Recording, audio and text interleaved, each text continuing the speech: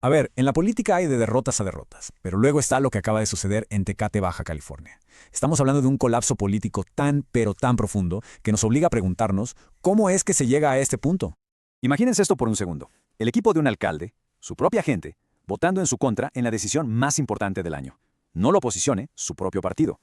Pues bueno, déjenme decirles que esto no es una serie de Netflix. Es exactamente lo que pasó en Tecate. 7. Grábense ese número. 7 votos en contra. Un número que, así, solito, quizá no dice mucho, pero en el lenguaje de la política es el sonido de un gobierno que se quiebra. Pero aquí es donde la historia da un giro de tuerca digno de película. Miren de dónde vinieron esos votos en contra. La mayoría, de Morena, el mismo partido del alcalde. O sea, esto ya no es una simple diferencia política, esto es una rebelión a plena luz del día. Ok, para entender la verdadera magnitud de esto, tenemos que analizarlo no como una simple votación, sino como lo que es, una derrota histórica. Un momento que podría, de verdad, marcar un antes y un después en la política de la región. Vámonos a los fríos números de ese 10 de diciembre. La propuesta del alcalde Román Cota Muñoz, rechazada. El marcador final, 7 en contra frente a solo 4 a favor. Y en esos 4 se cuenta su propio voto. Con una abstención en medio, el resultado es el mismo. Una derrota, pues, brutal. Y ojo, para que dimensionemos esto, es la primera vez que se tenga memoria en la historia reciente de la región que un cabildo le niega el presupuesto a su alcalde de una forma tan contundente. El precedente que esto sienta es muy, muy serio.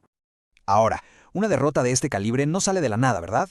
Fue el resultado de un caos en el procedimiento, de una cadena de errores que nos muestra, paso a paso, cómo se llegó a esta ruptura. Miren, esta cronología es básicamente el manual de cómo no hacer las cosas. Las dependencias del municipio no entregaron sus informes a tiempo, los análisis financieros obligatorios por ley nomás no aparecieron, y al final todo se intentó revisar a las carreras, forzando una votación bajo el argumento de que el tema estaba totalmente analizado, cuando claramente no era así. ¿Y cuál fue el resultado? Imagínense la escena. Los regidores pues estaban trabajando a ciegas. Se les estaba pidiendo que aprobaran decisiones sobre cientos de millones de pesos, pero con información incompleta, entregada tarde y sin tener un panorama claro de la verdadera salud financiera del municipio. Y claro, toda esa frustración tenía que explotar en algún momento. Y explotó en plena sesión. Una regidora lo dijo con todas sus letras. No somos sus empleados. Esa frase resume perfectamente el nivel de la ruptura. La percepción no era de colaboración, sino de imposición. Bueno, si el proceso fue un desastre, agárrense, porque las cifras del presupuesto, fueron la gasolina que avivó el fuego. El primer gran foco rojo, y uno que saltó a la vista de todos, comunicación social. Se proponía un salto de casi 7 a más de 10 millones de pesos. Algunas fuentes ciudadanas incluso dicen que podría llegar hasta los 16 millones. La pregunta que flota en el aire es bastante obvia. ¿Para qué se necesita tanto dinero en esa área?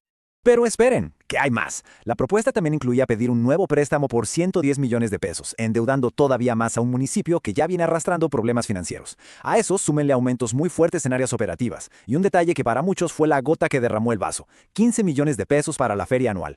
Y aquí es donde el contraste se vuelve de verdad increíble. Por un lado, se proponen 15 millones para la fiesta del pueblo. Por el otro, hay un problema estructural que le cuesta al municipio 30 millones al año. Los prejubilados. Son empleados que ya cumplieron su ciclo, pero no se pueden retirar porque no hay fondos para pagarles. La pregunta es inevitable. ¿Dónde están las prioridades? A ver, estas cifras no son solo números en un papel. No, dibujan un panorama muy claro de un estilo de liderazgo y un aparente intento de controlar la narrativa. Y eso nos lleva a la siguiente pieza de este rompecabezas. La gente que analiza su gestión, los ciudadanos, usan palabras muy pero muy fuertes para describirlo. Hablan de un estilo brutal y maquiavélico, soberbio, hasta autoritario y gangsteril. La crítica principal es una supuesta falta total de oficio político, o sea, la capacidad de negociar y construir acuerdos. Ahora, en medio de todo este terremoto político, viene una pregunta que, la verdad, es clave para entender el ecosistema de poder en Tecate.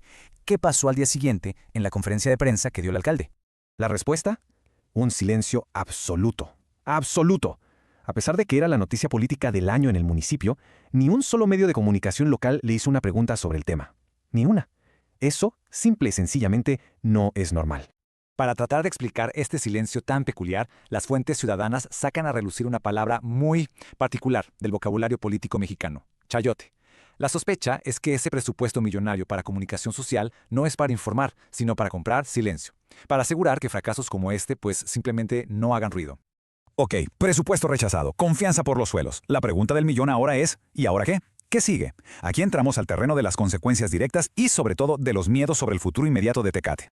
Legalmente, lo que pasa es que el municipio tiene que seguir trabajando con el presupuesto del año pasado, el de 2025. Pero la consecuencia más grave es política, una crisis de gobernabilidad. El alcalde perdió el respaldo del órgano que debe supervisarlo, y eso puede llevar a una parálisis total, donde ninguna iniciativa importante logre avanzar.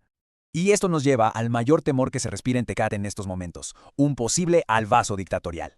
El miedo es que al haber fallado por la vía democrática, se recurra a la presión, a las amenazas o a la compra de voluntades para lograr que 1 o 2 regidores cambien su voto y en una sesión sorpresa aprobar el presupuesto a la fuerza. Al final, lo que vemos aquí es la radiografía de una fractura total. Un alcalde que, parece, perdió el apoyo de su propia gente. Y todo esto nos deja con una pregunta que va mucho más allá de Tecate. Cuando la confianza se rompe de esta manera, ¿de verdad se pueden reconstruir los puentes? ¿O es el inicio de una parálisis donde los únicos que pierden, como casi siempre, son los ciudadanos?